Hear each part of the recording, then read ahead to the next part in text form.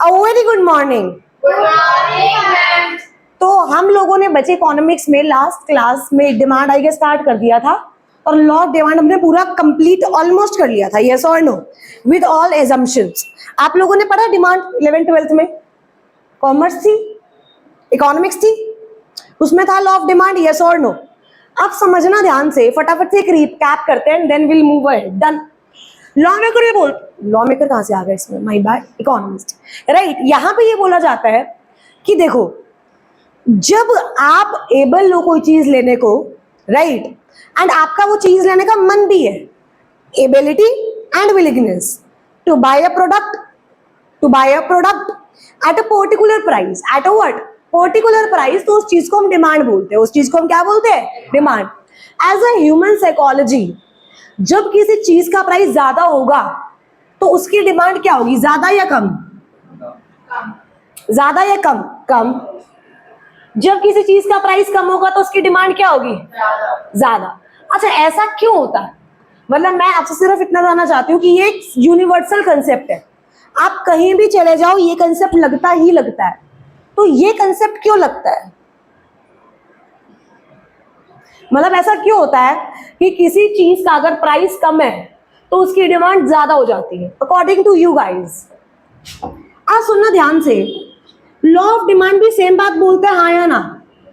Law of demand क्या बोलता है भाई? अगर बाकी सारी चीजें सही रहेंगी, सेम रहेंगी, बाकी सारी चीजें मतलब टेक्नोलॉजी चेंज नहीं होगी, इनकम चेंज नहीं होगी, क्योंकि अगर मान लो इनकम बढ़ गई तो यार मैं उसी प्राइस पे ज्यादा डिमांड करनी शुरू कर दूंगी ना, यस और नो? या मान लो प्राइस बढ़ा 10 रुपए से, मेरी इनकम बढ़ गई 1000 रुपए से, तो भाई मेरे को फर्क ही नहीं पड़ता कि 10 रुपए से प्राइस बढ़ा है या नहीं। तो इस कंसेप्ट की एप्लीकेबिलिटी खत्म हो जाएगी। वो क्या कह रहा है? बाकी सारी चीजें कांस्टेंट रहेंगी, जब जब प्राइस बढ़ेगा तब तब डिमांड कम होगी, और वाइस वर्सा। ऐसा क्यों? नालायक सो के आया करो यार घर से, नील है ना आपका नाम? हाँ जी बताओ, ऐसा क्यों? हाँ ठीक है, चलो प्राइस इंडिपेंडेंट है, डिमांड डिपेंडेंट है, बट वो इस तरीके से डिपेंडेंट क्यों है कि अगर प्राइस बढ़ रहा है तो वो कम ही होगी? ऐसा क्यों? सुनो मेरी बात ध्यान से, एग्जाम्पल लेते हैं। डन। अब मान लो हम फीस ले रहे हैं, example CA inter law 10,000 rupees, ठीक है, एग्जाम्पल सीए इंटर लॉ 10,000 मैंने बता दिया पहले। डन। अब सुनना ध्यान से, अब कुछ ऐसे लोग होंगे जो अफोर्ड कर सकते होंगे और कुछ ऐसे होंगे जिनको चाहिए पर वो अफोर्ड नहीं कर सकते। क्या पॉसिबल है? बिल्कुल पॉसिबल है। तो मान लिया कि आप लोग अफोर्ड कर सकते हो, आप आए, आपने 10,000 रुपए दिए, आपने इंटर लॉ, अच्छा एक सब्जेक्ट की है ये, पूरा इंटर नहीं मिलेगा आपको इसमें। Done, law. अब क्या हुआ, सुनना, कोई ऐसा पर्सन भी है जो इसे अफोर्ड नहीं कर सकता, तो हमने सोचा यार प्राइस ज्यादा लग रहा है, ऐसा करते हैं इसको कट करके 6,000 रख देते हैं। कितना रख देते हैं? 6,000। प्राइस कम हुआ, आप तो इसको 10 में भी ले रहे थे, आप इसको 6 में भी लोगे, पर वो लोग जो इसको 10 में नहीं ले पा रहे थे, क्या पॉसिबल है वो 6 में ले ले? यस और नो?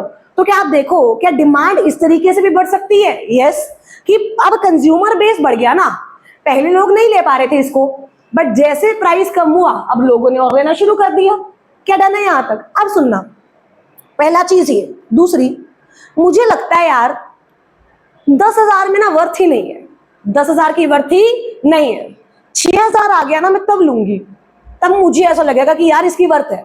अब बहुत सारी चीजें ऐसी होती है जो हमें चाहिए नहीं होती, बट हम उन्हें ले लेते हैं कि यार इस पैसे में इतना मिल रहा है तो क्या खराबी है, बहुत सही मिल रहा है। वो बहुत बार होता है हमारे साथ ऐसा। मान लो कोई चीज है, मैं शॉपिंग पे गई, मेरे को कोई चीज पसंद आई, वैसे मेरे को उसकी इतनी जरूरत नहीं है, पर मुझे लग रहा है यार आज 60% डिस्काउंट पे है, पता नहीं कल इतने डिस्काउंट पे मिलेगा या नहीं, ले लेते हैं, राइट। अब जैसे अगर आप देखो, बहुत सारा टाइम क्या होता है, सेल लगती है, न्यू ईयर, दिवाली हो, मतलब बहुत सेल लगती है। डन। अब न्यू ईयर की सेल लगी, मैं गई, मुझे चाहिए कुछ नहीं था, बट न्यू ईयर पे था 60% ऑफ, 70 बाय 1 गेट 1, मुझे लगा यार ले लेती हूँ, बाद में अगर लेनी पड़ गई तो महंगी मिलेगी। क्या इस चीज से भी हमारी डिमांड बढ़ सकती है? यस। सेम एग्जाम्पल सुनना, तो मोमोज खा रहे हो, अच्छा मोमोज की एक प्लेट कितने की आती है? डिपेंड है, 60-80, एग्जाम्पल मान लेते हैं 80 रुपीज की। देन मोमोज की एक प्लेट आती है 80, भाई तुम्हें बहुत पसंद है, तुम क्लास में वैसे ही बैठे बैठे तुम्हें कुछ हो जाता है, तुम्हें लगता है यार नहीं हमें आजाद होना है, बाहर जाना है, तुमने एक प्लेट खाई मोमोज की, तुम्हें अच्छा लगा, तुम्हें लग रहा है यार हम दूसरी खा सकते हैं बट बहुत ज्यादा इच्छा नहीं है। अगर दूसरी उसने 100 रुपए की कर दी तो तुम जिंदगी में नहीं खाओगे। दूसरी 80 की है तो तुम सोचोगे, बट अगर दूसरी 50 की है तो तुम सोचोगे यार 50 में क्या खराबी है, इतनी यूटिलिटी तो इससे मिल ही रही है, 50 वाली तो ले लेते हैं। तो क्या होता है जब प्राइस कम होता है ना, तो हमें ऐसा लगता है यार यूटिलिटी तो मिल ही रही है ना।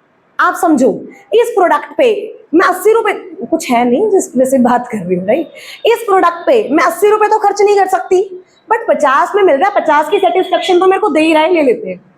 क्या इन सब केसेस की वजह से जैसे प्राइस कम होता है डिमांड बढ़ जाती है, और ये उल्टा काम करेंगे तो प्राइस बढ़ेगा तो डिमांड क्या हो जाएगी, कम। क्या हो जाएगी, कम। क्या यहां तक क्लियर है सबको, राइट। बट अब ना कुछ एक्सेप्शंस है लॉ ऑफ डिमांड की। कुछ क्या है मेरे बच्चे, एक्सेप्शंस। अच्छा, एक्सेप्शंस का मतलब क्या होता है, हाँ जी, एक्सेप्शंस का मतलब कुछ ऐसी चीजें जहां पे लॉ ऑफ डिमांड अप्लाई नहीं होता, जहां लॉ ऑफ डिमांड अप्लाई नहीं होता। अच्छा, सबसे पहले मुझे ये बताओ लॉ ऑफ डिमांड कहता क्या है। हाँ जी, लॉ ऑफ डिमांड कहता क्या है, अदर थिंग्स रिमेनिंग कांस्टेंट, नहीं, between price and quantity demanded अलग इनवर्स रिलेशनशिप है। यू नो इनवर्स रिलेशनशिप मतलब उल्टा relationship. Other things remaining constant मतलब जितने भी फैक्टर्स अफेक्ट करते हैं डिमांड को वो क्या रहेंगे, कांस्टेंट। वो क्या रहेंगे, कांस्टेंट। अब समझना, अब कौन सा आईफोन चल रहा है यार लेटेस्ट, 15 चल रहा है ना आई गेस, है ना 15। अच्छा, 15 प्रो मैक्स का प्राइस कितना है,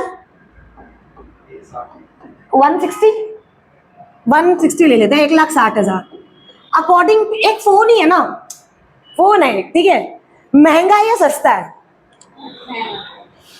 जेन्युइनली बताओ, महंगा या सस्ता है।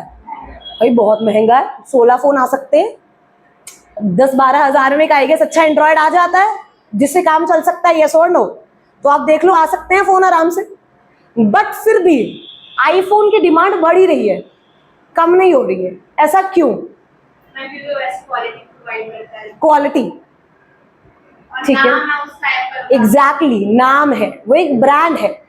आप समझो, अगर एप्पल सस्ता हो जाए तो लोग लेना ही छोड़ देंगे। पता है कुछ चीजें ऐसी होती हैं जो लोग लेते ही इसलिए क्योंकि वो महंगी है, वो स्टेटस सिंबल है, राइट। अब क्या हुआ, आज से 2 साल आई गेस लास्ट जनवरी की बात है, राइट। मेरे पास रेडमी नोट 9 प्रो था, 12-14 हजार का फोन था शायद, and I was happy, right, कि मुझे था, अभी मुझे नहीं लेना, मेरे को आईपैड की जरूरत थी नोट्स बुक्स बनाने के लिए, तो मैंने वो ले लिया था। मुझे था कि अभी फोन में मैं इन्वेस्ट नहीं कर सकती हूँ, और अगर मैं लूंगी आईफोन तो मतलब मैं एक साथ सारी डाउन पेमेंट करके लूंगी, ईएमआई पे नहीं लूंगी। आई वॉज दैट कंसेप्टेड, मेरे को ये था डन, चलो ठीक है, सब अच्छा चल रहा था। I went to a relative's house, मैं अपनी नानी के घर गई। अब ना मेरे कजन्स है, अच्छा वो कजन्स मुझसे बहुत छोटे हैं, 9-9 10-10 साल छोटे हैं, एक 8th 10th ऐसी सिचुएशन है। अच्छा, उनके पास ना आईफोन था, और वो भी उस टाइम पे पिछले साल की बात है, 14 चल रहा था, तो उनके पास 12 या 13 था, जो एक कजन के पास 12, एक के पास 11 ऐसा था, ठीक है, और प्रो मैक्स वाला था। तो यार मुझे देख के हुआ यार इनके पास है, मैं तो इतना अच्छा कर रही हूँ यार लाइफ में, मैं तो ले ही सकती हूँ। अच्छा, फिर मैंने अपने आप को समझाया कि नहीं यार अभी नहीं लेते, फालतू का बहुत खर्चा हो जाएगा, खामखा छोड़ देते हैं। अच्छा, मेरी नानी ने मेरे को बोला कि अरे इनके पास है, तू तो ले ही सकती है ना। अच्छा, जब उन्होंने ये बोला कि इनके पास है, तू तो ले ही सकती है, मेरे को लगा यार अब तो लेना ही लेना है। एंड वेरी नेक्स्ट डे वहीं पे I went to a store and I bought it, but I am not really proud of it, because वो एक जो डिसीजन था वो बहुत ज्यादा इन्फ्लुएंस में आके लिया गया था। अब अगर आप यहां देखो तो वो इन्फ्लुएंस क्यों आया, because that was a kind of social status. सच्चाई तो यही है, यस और no, that is a kind of social status even now. तो भाई वो कह रहे हैं कि ऐसे गुड्स हैं, इनका प्राइस जितना मर्जी बढ़ जाए लोग इनको फिर भी लेंगे, और लोग इनको ले ही रहे हैं क्योंकि इनका प्राइस है। जैसे लग्जरी कार्स, करोड़ों की गाड़ियां आती हैं, आप कभी जीके चले जाओ, वहां सारी लेन में आपको मुझे नहीं लगता मतलब कुछ ऐसी सस्ती गाड़ी या मतलब एक नॉर्मल गाड़ी मिलेगी। जितना भी वहां जितनी भी पॉश कॉलोनीज है सब में ऑडी, BMW, मर्सिडीज ऐसी है ना, मिनी कूपर, यही सब मिलती है। अब समझो ये लोग ले क्यों रहे हैं, क्योंकि इनका प्राइस ज्यादा है। ये लोग ले ही इस वजह से रहे हैं क्योंकि इनका क्या है, प्राइस ज्यादा। अगर इनका प्राइस कम हो जाए तो क्या लोग इनको लेना पसंद करेंगे, नहीं। अब डायमंड है, डायमंड खरीदा ही क्यों जा रहा है, क्योंकि प्राइस हाई है। समझो, अगर डायमंड और चांदी का प्राइस सेम हो तो डायमंड की डिमांड ही कम हो जाएगी। तो भाई यहां पे वो बात आ रही है कि लॉ ऑफ डिमांड हर एक पे अप्लाई होता है, बट ऐसे आर्टिकल्स जो कि स्टेटस सिंबल है, ऐसे आर्टिकल्स जो कि लोग जानबूझकर ले रहे हैं, उनमें लॉ ऑफ डिमांड अप्लाई नहीं होता है, उनमें लॉ ऑफ डिमांड अप्लाई नहीं होता है, क्योंकि जितना उनका प्राइस बढ़ेगा उनकी भी डिमांड नीचे नहीं जाएगी, उनकी डिमांड और ऊपर जाएगी। क्या यहां तक क्लियर है? पक्का? आगे चलते हैं, आप सुनना। पहली तो ये हो गया, ये गुड्स स्नोब इन्हें बोलते हैं, स्नोब गुड्स, मतलब जो कि आप शो ऑफ के लिए यूज करते हो, अ काइंड ऑफ। दूसरी चीज आती है बच्चे, I can say the necessities. The necessities, अब भाई दवाइयां, आप कोविड में देखो दवाइयां कितनी महंगी हो गई थी, क्या फिर भी लोगों को लेनी पड़ रही थी जान बचाने के लिए? यस। आज के टाइम पे आप जितना कमा रहे, बोलते हैं हेल्थ इंश्योरेंस कराओ, क्योंकि भगवान ना करे एक दिन हॉस्पिटल का चक्कर लग गया तो आप ये समझो आपकी, अगर भाई बड़ा हॉस्पिटल है तो आधे महीने की कमाई चली गई, राइट? या फिर मतलब बहुत बड़ी एक चंक जो होता है वो चला गया। बिकॉज अगर आप दिल्ली के किसी हॉस्पिटल में चले जाओ, एक दिन का भी भाई वो कम से कम नहीं तो 30-40 हजार रुपए बिल बनाएंगे आराम से। डन, ये टेस्ट वो टेस्ट, एडमिट ये वो। तो क्या बोल रहे भाई, बट एज अ पर्सन आपको वो करना पड़ता है क्योंकि वो नेसेसिटी है। डन। अब नमक है, चीनी है, अब नमक का प्राइस जितना मर्जी बढ़ जाए, क्या आप मुझे एक बात बताओ, क्या वो कम खरीदोगे क्या? नहीं। आप बिना नमक के थोड़ी सब्जी खानी शुरू कर दोगे। अब नमक का प्राइस कम हो जाए तो क्या पूरी डबल नमक डालोगे सब्जी में? नो। मेडिसिन कम हो जाए, धक्के की दवाइयां लेते रहोगे? नो। ये ऐसी चीजें हैं जिन पे लॉ ऑफ डिमांड अप्लाई नहीं करता। यार चल डिसिप्लिन सस्ती है, ले ही लेते हैं एक, ऐसे तो कोई नहीं करता ना। यस और नो? जब सर दर्द होता है, जब डिसिप्लिन चाहे 5 की मिले चाहे 50 की, आपको वो लेनी पड़ेगी। तो ये नेसेसिटीज है। ये क्या है बच्चे? नेसेसिटीज। तो कुछ ऐसे केसेस होते हैं जिसमें लॉ ऑफ डिमांड अप्लाई ही नहीं करता। क्या मैं इसे एक्सेप्शंस बोल सकती हूँ? यस और नो? पहला हमने स्नो बोल दिया, दूसरा हमने नेसेसिटीज बोल दिया, तीसरा गिफ्ट एंड गुड्स। तीसरा गिफ्ट एंड गुड्स। अब गिफ्ट एंड गुड्स मैंने आपको बताया था जिनका इनकम के साथ क्या होता है? Inverse relationship. जिनका इनके साथ क्या होता है? Inverse relationship. मतलब अगर इनकम बढ़ेगी तो मैं ये कम खरीदूंगी, इनकम कम होगी तो मैं ये ज्यादा खरीदूंगी। हमने लास्ट में जैसे क्लास में एग्जांपल भी लिया था चावलों का, कि टुकड़े वाले चावल भी आते हैं, सस्ते वाले भी आते हैं, महंगे वाले भी आते हैं। कितने रुपए से शुरू हो जाते हैं पता है किसी को? बासमती 40 से 40, उससे पहले भी शुरू हो जाते हैं जो कि टुकड़े होते हैं। I really don't know, let example लेते हैं, ठीक है? 20 से स्टार्ट हो रहे हैं और 200 तक जा रहे हैं। कितना तक जा रहे हैं? 200। अब क्या हुआ, मान लो 20 से चावल स्टार्ट हो रहे हैं, जो बहुत टुकड़े होते हैं बेसिक, वो मिल रहे हैं, ठीक है? तो एक फैमिली है जो वो कंज्यूम कर रही है, मान लो मैं वो कंज्यूम कर रही हूँ। अब मेरी इनकम बढ़ गई, मैं वही वाले चावल ज्यादा दूंगी या सुपीरियर क्वालिटी पे शिफ्ट होंगी? सुपीरियर क्वालिटी पे शिफ्ट होंगी ना, यस और नो? अगर आप देखो तो कई लोगों के घर में भी 2 तरीके के चावल आते हैं, एक रेगुलर यूज के लिए, एक मेहमानों के लिए। मेहमानों के लिए वो बासमती का वो एक प्रॉपर वो पैक आता है जो 5-10 किलो का वो रखा होता है। अपने लिए 60-70 किलो वाले घर पे जो होते हैं वो बनाते हैं। आप सुनना ध्यान से, वो कह रहे हैं कि जब तुम्हारी इनकम बढ़ गई तुम इंफीरियर गुड को ज्यादा कंज्यूम करोगे या तुम शिफ्ट करोगे सुपीरियर की तरफ? तुम शिफ्ट करोगे सुपीरियर की तरफ। अब समझना क्या हुआ, हम लोग ना 60 वाले चावल खाते हैं, 60 रुपए किलो मिलते हैं, डन। अब कोई मेहमान आता है तो हम 100 रुपए किलो ले आते हैं, यही चलता है हमारे घर में, डन। वहां पैकेट्स नहीं मिलते, खुले चावल आते हैं, 60 रुपए किलो हम वो लेकर आते हैं। कोई मेहमान आता है तो 100 रुपए किलो लेकर आ जाते हैं। अब क्या हुआ, 60 रुपए वाले चावल 100 रुपए के हो गए। कितने के हो गए? 100। तो अब हम क्या करेंगे? 60 वाले चावल ज्यादा खरीदेंगे? यस और नो? नो, क्योंकि वही कितने के हो गए हैं? 100 के। वही कितने के हो गए हैं? 100 के। तो कह रहे गिफ्ट एंड गुड्स में ये अप्लाई नहीं होता। अब मान लो गिफ्ट एंड गुड का प्राइस बढ़ेगा तो क्या वो इंफीरियर से सुपीरियर की कैटेगरी में आ जाएंगे? इंफीरियर से सुपीरियर की कैटेगरी में आ जाएंगे, यस और नो? तो हम उनकी डिमांड कम नहीं करेंगे। अब गिफ्ट एंड गुड का प्राइस कम हो गया, 20 रुपए के चावल 10 के हो गए, तो क्या वो ज्यादा इंफीरियर हो गए? यस और नो?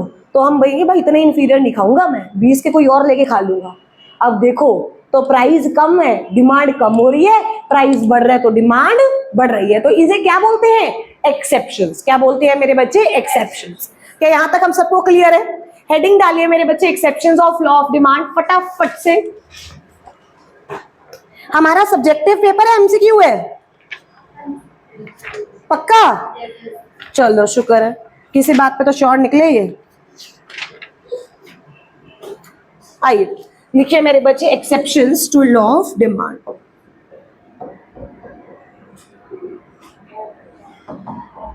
क्या हो गया? मतलब क्या होगा? In below mention cases there is no inverse relationship between price and demand. In below mention cases there is no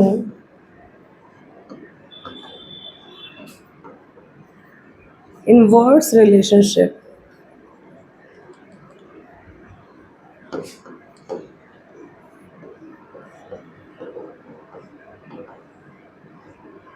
between price and demand. सबसे पहला कॉन्स्पिशियस गुड, स्पेलिंग चेक कर लो यार, एक मिनट रुकना, I am very weak at spelling. Conspicuous goods. दूसरा necessities, given goods, future expectations,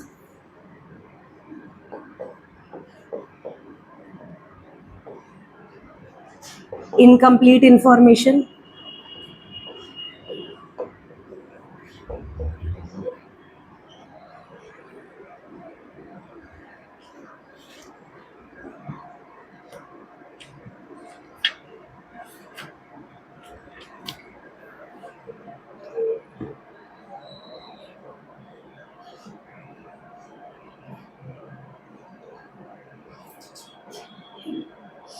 चले आगे।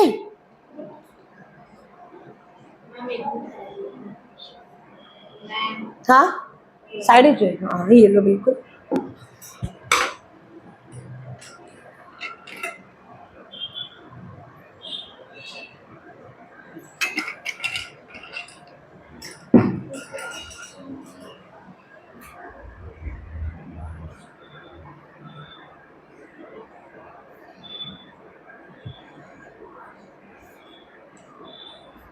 चले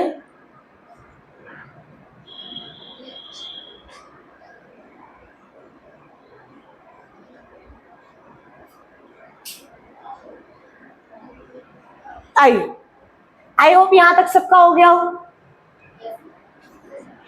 एक कंसेप्ट आता है movement and shift in the demand curve.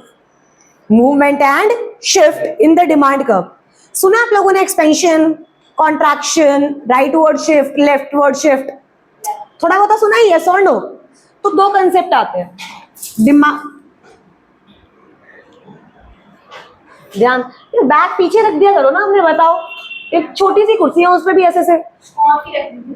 अच्छा आओ, डिमांड कर्व सुनना ध्यान से बच्चे, मुझे बस ये बताओ प्राइस और डिमांड में कैसा रिलेशनशिप है? Inverse, right? तो डिमांड कर्व क्या इस तरीके से जाएगा, डाउनवर्ड स्लोपिंग होगा? यस और नो? यहां तक तो क्लियर है ना कि अगर प्राइस ये है तो क्वांटिटी डिमांडेड ये P1 Q1, और अगर प्राइस कम हुआ तो क्वांटिटी डिमांडेड ये। यस और नो? इसको मैंने बोल दिया DD, इसको मैंने क्या बोल दिया? DD। अब सुनना, जो अभी हम कंसेप्ट करने वाले हैं, it is movement along demand curve. It is what? Movement along demand curve. कि डिमांड कर्व में भाई मूवमेंट कैसी होगी? वो कह रहा है मूवमेंट होती है due to change in price of a commodity. Movement क्यों होती है? Due to change in price of commodity. And commodity नहीं, due to change in price of commodity. Repeat, movement क्यों होती है? Due to change change in price of commodity. और सब बोलेंगे रील्स नहीं चल रही, लिपसिंग नहीं करनी है, राइट? मैं भूल गई, दोबारा बताना यार। Due to Change. Change in price of commodity, ठीक है। अब सुनना, अब कॉमोडिटी का प्राइस कैसे चेंज होगा? या तो बढ़ेगा या तो कम होगा, दो ही केस होंगे, यस और नो। या तो बढ़ेगा या तो कम होगा। तो चेंज या तो इंक्रीज होगा या तो डिक्रीज होगा। अब सुनना ध्यान से, ये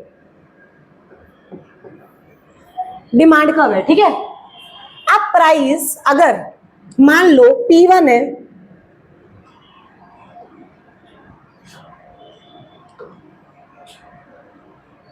ठीक है। अब मान लो मेरा प्राइस P1 है, तो जो मैं डिमांड कर रही हूं वो Q1 डिमांड कर रही हूं, ठीक है। क्या डिमांड कर रही हूं? Q1। वाई एक्सिस पे मैंने प्राइस ले ली है और एक्स एक्सिस पे मैंने क्वांटिटी डिमांडेड ले ली, डन।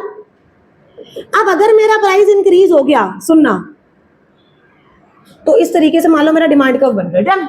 अब मेरा प्राइस P2 हो गया, यार क्या है ये, मेरा प्राइस कितना हो गया? P2। तो मेरी डिमांड क्या Q2 हो जाएगी, कम हो जाएगी, यस और नो? अगर आप देखो तो ये मूवमेंट थी फर्स्ट इनिशियल D1 और ये मूवमेंट है D2। जब प्राइस इंक्रीज हुआ तो क्या ये अपवर्ड मूवमेंट हुई, यस और नो? ये क्या हुआ? Upward movement. क्या हुई? Upward movement. तो डिमांड एक्सपेंड हुई है या डिमांड कॉन्ट्रैक्ट हुई है? कॉन्ट्रैक्ट। डिमांड क्या हुई है? कॉन्ट्रैक्ट। समझो क्या हो रहा है। पहले प्राइस ज्यादा छोटा लग रहा है ना ये, रुको इसको बीच में लेकर आते हैं, एक बार अभी देखो। अब इसको देखते हैं, सुनना क्या हुआ। मेरा पहले प्राइस P1 था, कितनी डिमांड थी? Q1। क्या ये वाला पॉइंट आ रहा होगा, यस और नो? उसके बाद मेरा प्राइस बढ़ गया, बढ़कर कितना हुआ? P2। मेरी क्वांटिटी कितनी हो गई? Q2। क्या मेरा डिमांड का जो ऐसे बन रहा है, यस और नो? जब प्राइस बढ़ा तो अपवर्ड मूवमेंट हुई है ना, जब प्राइस बढ़ा तो क्या हुई है? Upward movement. यही हुआ है ना, जब मेरा प्राइस बढ़ा तो अपवर्ड मूवमेंट हुई। तो यहां पे डिमांड बढ़ी है या कम हुई है? डिमांड कम हुई है। तो डिमांड क्या हुई है? कॉन्ट्रैक्ट। डिमांड क्या हुई है? कॉन्ट्रैक्ट। तो इस चीज को हम बोलते हैं कॉन्ट्रैक्शन ऑफ डिमांड। क्या बोलते हैं? Contraction of demand. क्या क्लियर है यहां तक? अब सुनना ध्यान से, थोड़ी और हम इस पे क्लैरिटी गेन करते हैं अगर आपको कंफ्यूजन है तो। डिक्रीज वाला केस लेते हैं, डन।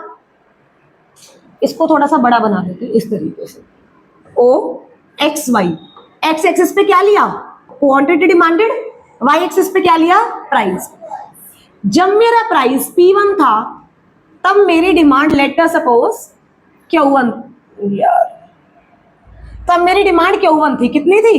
Q1। क्लियर है? अब मेरा प्राइस P2 हो गया, डिमांड बढ़ेगी या कम होगी? बढ़ेगी। डिमांड हो गई Q2, डिमांड क्या होगी? अगर आप देखो इस तरीके से, यस और नो, इस तरीके से डिमांड कब बनेगा? जब प्राइस P1 था, डिमांड, क्वांटिटी डिमांडेड कितनी थी? Q1, point A। जब प्राइस P2 हुआ, क्वांटिटी डिमांडेड कितनी हुई?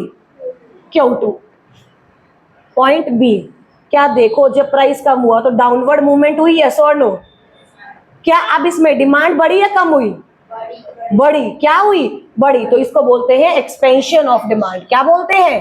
एक्सपेंशन। Expansion of demand. क्या क्लियर हुआ? मूवमेंट में आता है एक्सपेंशन और कॉन्ट्रैक्शन। क्या आता है? एक्सपेंशन और कॉन्ट्रैक्शन। अच्छा, मूवमेंट होती क्यों है पहले बताओ? Due to change in price. आवाज नहीं आ रही। Due to change in price of commodity. अगर प्राइस बढ़ रहा है तो डिमांड क्या होगी? कॉन्ट्रैक्ट। और अगर प्राइस कम हो रहा है तो डिमांड क्या होगी? एक्सपेंड। क्या होगी? एक्सपेंड। क्या यहां तक हम सबको क्लियर है? पक्का पक्का से। अच्छा सुनना, मूवमेंट सिर्फ और सिर्फ होती है due to change in price of a commodity. क्या अदर फैक्टर सेम रहेंगे? यस और नो? हेलो, क्या प्राइस के अलावा जितने भी फैक्टर्स है सब सेम रहेंगे? यस। नोटेड डाउन मेरे बच्चे। समझ आ रहा है ना सबको ये चार्ट में जो लिखा हुआ है?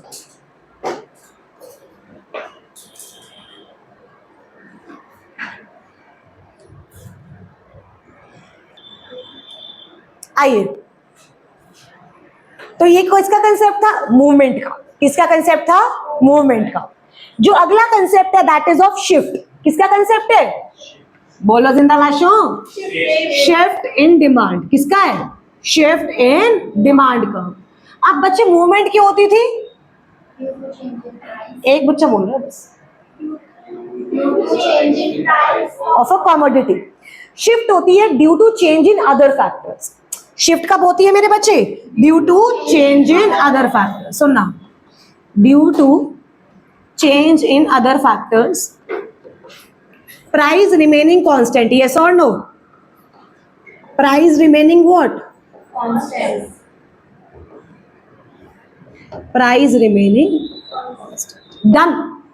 अब वो कह रहा है दो शिफ्ट्स होती है, सुनना, एक होती है लेफ्टवर्ड शिफ्ट और एक होती है राइटवर्ड शिफ्ट। हाँ, एक होती है राइटवर्ड शिफ्ट और एक कौन सी होती है? Leftward shift. भाई आज सब बच्चों को कह रही हूँ सो वो क्या है करो। रात कितने बजे सोते हो? अच्छा तुम रात को एक बात बताना, जेन्युइनली पूछ रही हूँ, कितने बजे सोते हो? 12, 12:30, 11 बजे सो जाती हो? 11 बजे सो के ही हाल है तुम लोगों के।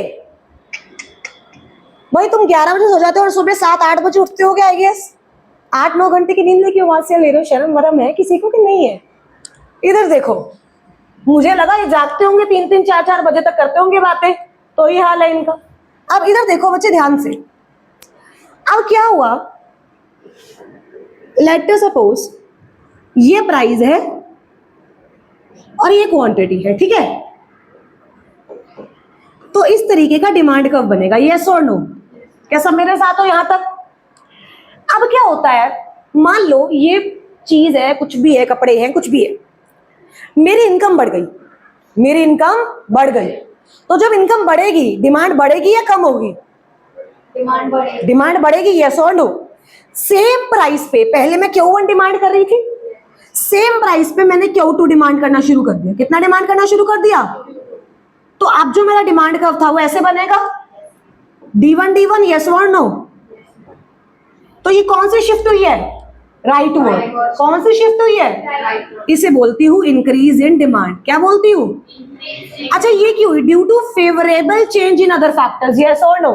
Due to favourable change in other factors, due to favourable change in other factors. ठीक है? अब सुनना, अब क्या हुआ, सेम कंसेप्ट है। मेरा प्राइस इतना था, मैं इतना डिमांड कर रही थी, क्या ये डिमांड कब होगा? यस और नो? क्या ये डिमांड कब होगा?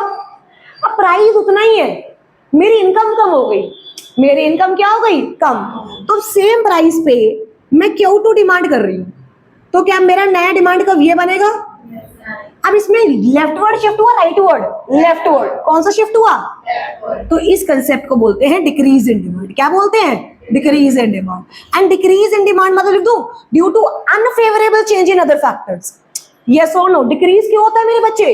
Due to unfavourable change in other factors.